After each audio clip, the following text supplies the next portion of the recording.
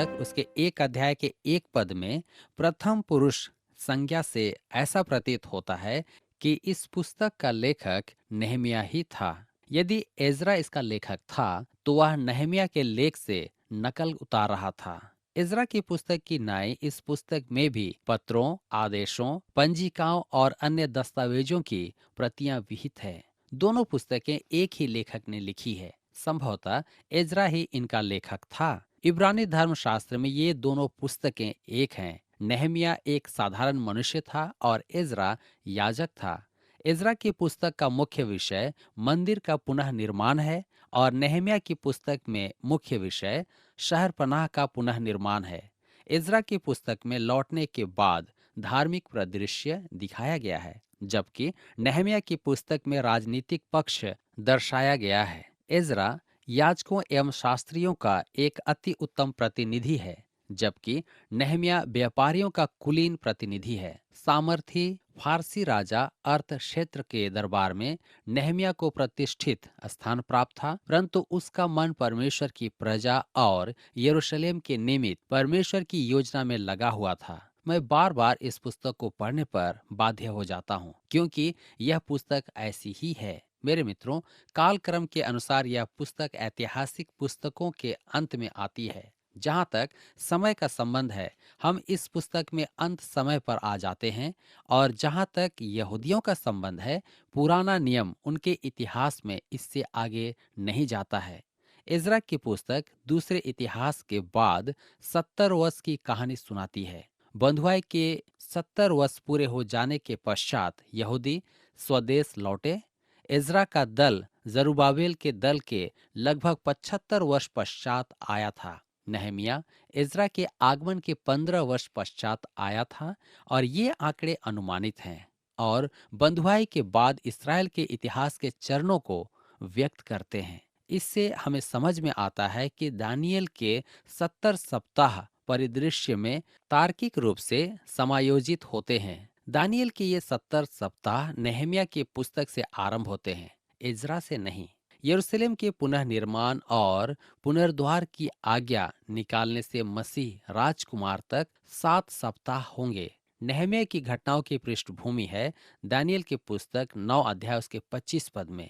वह नगर कष्ट के समय में फिर बसाया जाएगा। मेरे मित्रों, दानियल के 70 सप्ताहों की समस्या का संतोषजनक समाधान सर रॉबर्ट एंडरसन द्वारा सुझाया गया है। लिखता है, कुसरो की राजाज्ञा जो 536 ईस्वी पूर्व, जिसे हम एजरा की पुस्तक 1 अध्याय 1 से 4 पद में पढ़ते हैं, अर्थशस्त्र की आज्ञा 445 ईस्वी वर्ष पूर्व उसके राज्य का 20वां वर्ष है। और नेहमिया 2 अध्याय 1 से 8 में देखते हैं 70 सप्ताहों का आरंभ, जो प्रथम 7 सप्ताहों का अंत है, 397 ईस्वी पूर्व, जो हमें मलाकी में मिलता है। तब यह शब्द 32 बार आया है। तब शब्द 32 बार आया है। यह एक कम बोलने वाले कर्मठ व्यक्ति का बोध कराता है। इसे अपनी बाइबल में रेखांकित कर लें या चिन्हित कर लें और देखें कि यह साधारण महत्वहीन शब्द कैसा विशेष है। मेरे प्रियो, इस पुस्तक के मुख्य पद हैं। पहला, नेहमिया 1 अध्याय उसका 4 पद। ये बातें सुनते ही मैं बैठकर रोने लगा और कितने दिन तक विलाप करता और स्वर्ग के परमेश्वर के सम्मुख उपवास करता और यह कहकर प्रार्थना करता रहा। और दूसरा मुख्य पद है नेहमिया 6 अध्याय उसका 3 पद। लिखा है, मैंने उनके पास दूतों से कहला भेजा, मैं तो भारी काम में लगा हूँ, वहां नहीं जा सकता। मेरे इसे छोड़कर तुम्हारे पास जाने से वह काम क्यों बंद हो। मेरे मित्रों, अब हम आते हैं इस पुस्तक के अध्याय 1 में, और इसका विषय है यरूशलेम लौटने वाले कुछ लोगों के लिए नेहमिया की प्रार्थना। परमेश्वर के चुने हुए लोगों को परमेश्वर की बुलाहट थी कि वे मूर्ति पूजा के विरुद्ध गवाही दें, परंतु अधिकांश समय वे स्वयं ही मूर्ति पूजा में लीन हो गए। परमेश्वर ने उन्हें मूर्ति पूजा के स्रोत बेबीलोन को भेज दिया कि संजीवनी बूटी खाएं। वे मूर्ति पूजा का इनकार करते हुए स्वदेश लौटे, परंतु उनका पुनरुद्धार अपूर्ण था। जी हाँ, वे इस समय से लेकर और रोमी राज्य तक स्वतंत्र नहीं थे। नए नियम का आरंभ ही उनकी रोमी अधीनता से होता है। हम देखते हैं कि यरूशलेम के पुनः निर्माण में तीन मनुष्यों ने मुख्य भूमिका निभाई थी। जरुब्बाबेल, एक प्रधान जिसने राजनीति का प्रतिनिधित्व किया। दूसरा था एज्रा, एक याजक। और तीसरा नेहमिया, जो एक साधारण मनुष्य था। राजा, याजक और भविष्यद्वक्ता शहरपनाह के पुनः निर्माण में और मंदिर के शोधन में सफल नहीं हुए थे। अतः परमेश्वर ने नेहमिया को तैयार किया, जिसे वह अयाजकीय वर्ग का कहता है। स्पष्ट कहूं तो आज इस अंतर की चर्चा करना दुर्भाग्यपूर्ण है। याजक और साधारण मनुष्य दोनों एक दूसरे के अर्धभाग हैं। हमें दोनों की आवश्यकता पड़ती है। मैं आपको एक उदाहरण देना चाहता हूँ। एक दिन मैं अपने मित्रों के साथ हॉकी खेल रहा था। उनमें से एक ने कलीसिया के पदाधिकारी को खेल में आमंत्रित किया। वह नहीं जानता था कि मैं भी वहां आऊंगा। उसने मुझे देखा तो कहने लगा, ओह भाई साहब, आप भी यहाँ पर हैं। अब हमें अपनी भाषा पर ध्यान देना होगा। आप जानते हैं मैंने क्या किया? मैंने तुरंत उससे हाथ मिलाया और कहा, सुनो मेरे भाई, मैं भी आप लोगों से अलग नहीं हूं। यदि आप कोसना चाहते हैं तो आप कोसे, परंतु एक बात जान लें कि मैं यहाँ रहूं या न रहूं, परमेश्वर आपकी भाषा सुनता है। जी हाँ, मेरे सुनने या ना सुनने से अंतर नहीं पड़ेगा।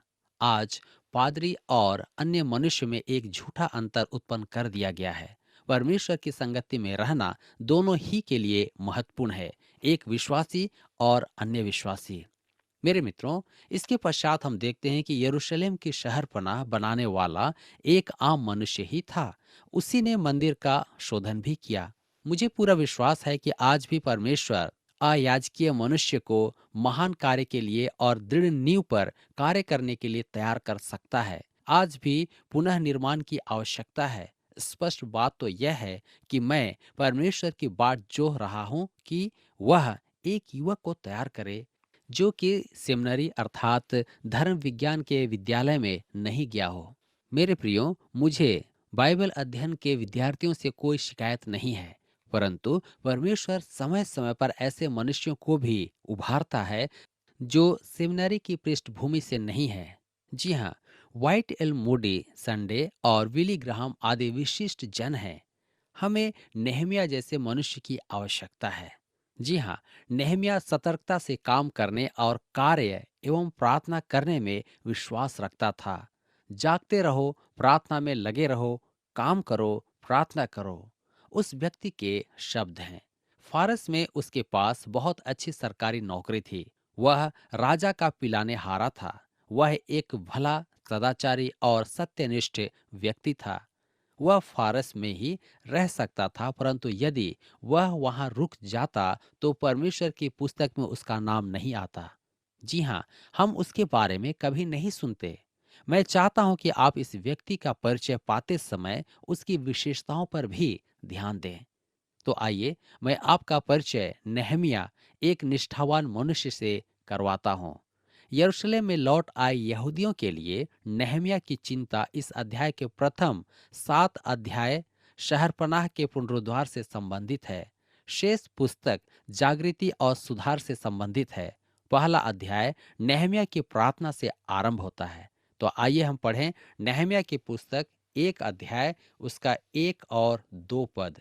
लिखा हुआ है, हकल्याह के पुत्र नेहम्याह के वचन 20वें वर्ष के किस्लेव नामक महीने में, जब मैं शूशन नामक राजगढ़ में रहता था, तब हनानी नामक मेरा एक भाई और यहूदा से आए हुए कई एक पुरुष आए।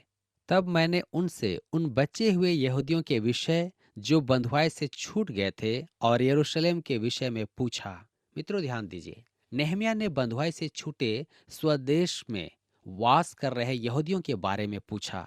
वह चाहता तो था कि स्वदेश लौट जाए, परंतु किसी कारणवश वह नहीं गया। उसने वहां नौकरी पकड़ी और मैं उसकी आलोचना नहीं करना चाहता हूं, क्योंकि परमेश्वर ऐसो ही को काम में लेता है। देखिए, इस मनुष्य के मन में परमेश्वर के काम के लिए चिंता थी। यद्यपि वह सरकारी नौकरी पर था, परदेश में था, वह परमेश्वर के काम के लिए गहन चिंता में था। एक दिन जब वह महल में चहलकदमी कर रहा था, तब उसने यरूशलेम से आने वाले अपने एक भाई को देखा जो संभवतः संदेश लेकर ही महल में आ रहा था। नेहमिया ने उसे रोककर पूछा, यरूशलेम का क्या हाल है?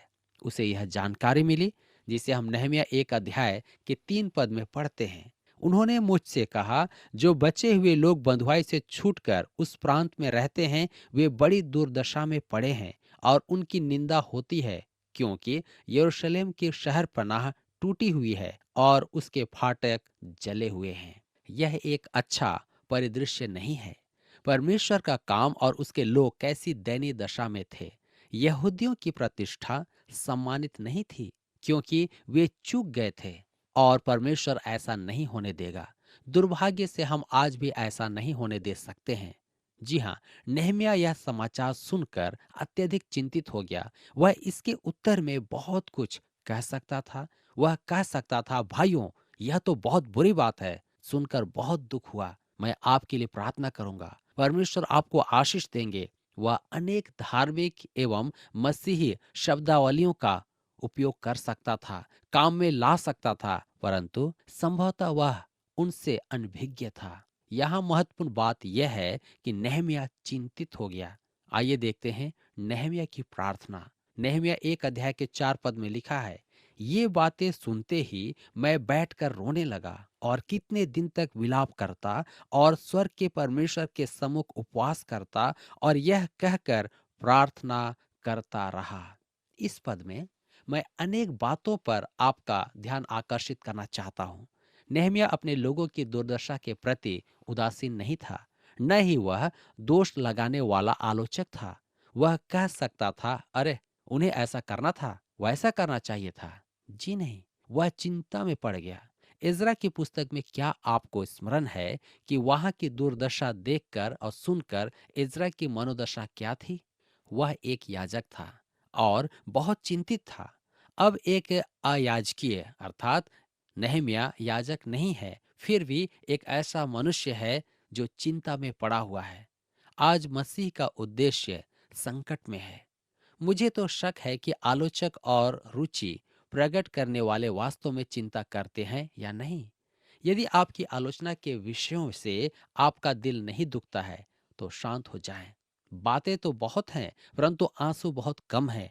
आप परमेश्वर के संदेश वाहक नहीं हो सकते यदि संदेश आपका दिल न दुखाए। मेरे विचार में इज़रा तो वृद्ध था, परंतु नेहमिया उससे छोटा था।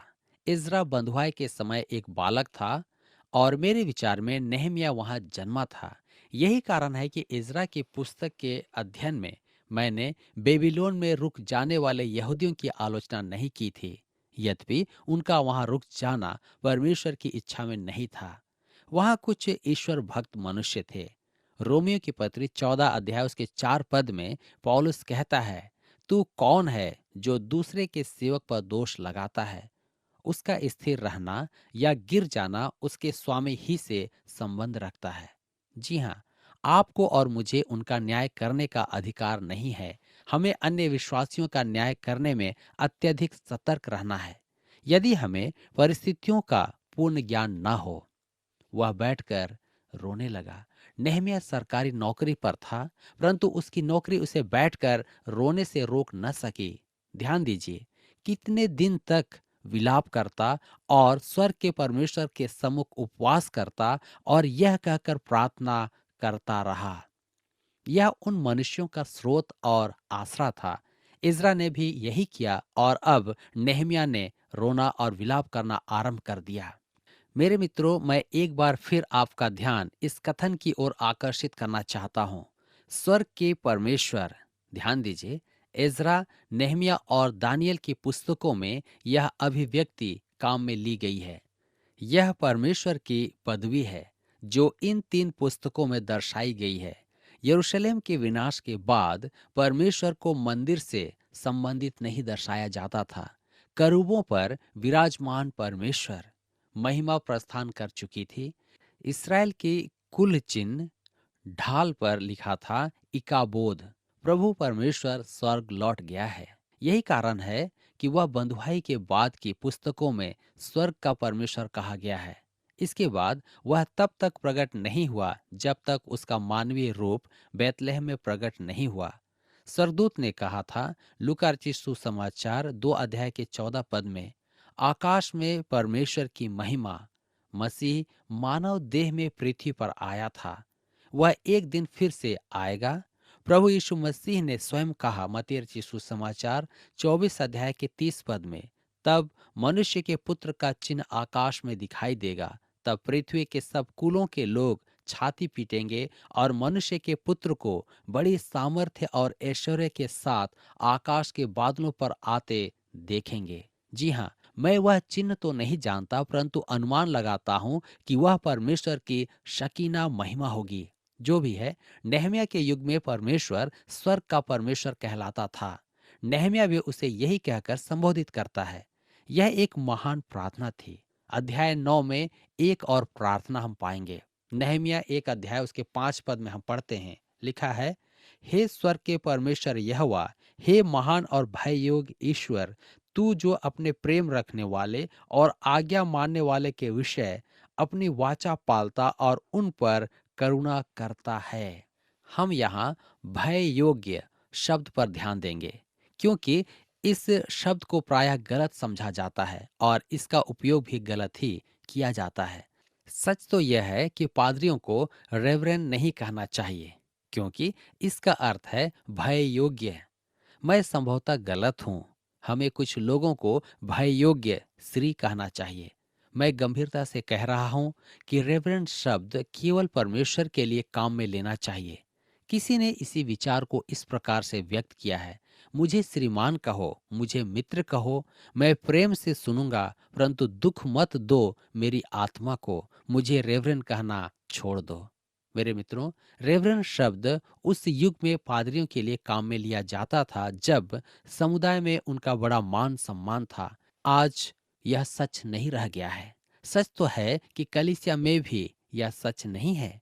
कुछ लोगों का कहना है कि उनकी कलीसिया अलग है, परंतु अधिकांश कलीसियाओं में एक छोटा दल होता है जो प्रचारक को क्रूस पर चढ़ाना चाहते हैं। तथापि पुराने युग में जब प्रचारक को रेवरेंड कहते थे, तब वह शब्द सम्मान सूचक था, चाहे वह गलत नाम ही था।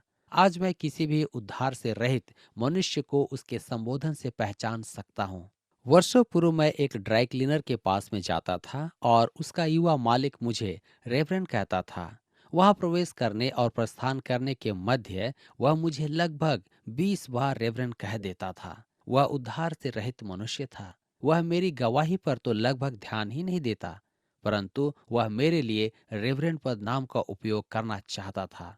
मित्रों, परमेश्वर ही रेवरेंड है, क्योंकि वह भय उत्पन्न करता है, परंतु वह उसकी आज्ञा मानने वालों और प्रेम करने वालों के साथ वाचा निभाता है और दया प्रकट करता है। वह दंड देने वाला परमेश्वर है तो अनुग्रहकारी परमेश्वर भी है। आइए हम पढ़ें नेहमिया की पुस्तक 1 अध्याय उसके 6 पद में, लिखा है, तू कान लगाए और आंखें खोले रह कि जो प्रार्थना मैं तेरा दास इस समय तेरे दास इस्राएलियों के लिए दिन रात करता रहता हूँ उसे तू सुन ले।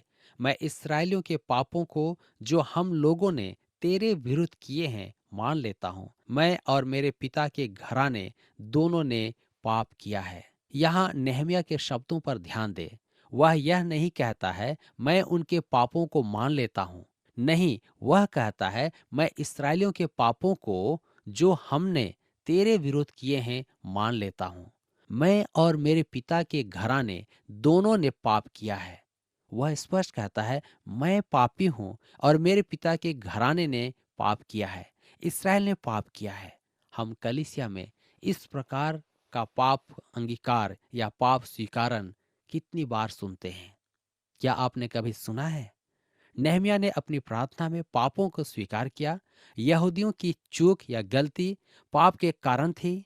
नेहमिया ने कहा मैं और मेरे पिता के घराने दोनों ने पाप किया है। यह मनुष्य की दंगी और फरीसी स्वभाव नहीं था।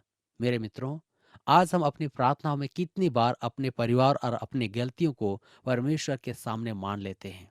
हमारी कलीसिया की गलती को हम मान लेते हैं। आज परमेश्वर चाहता है कि हम भी नेहमिया के समान प्रार्थना करें।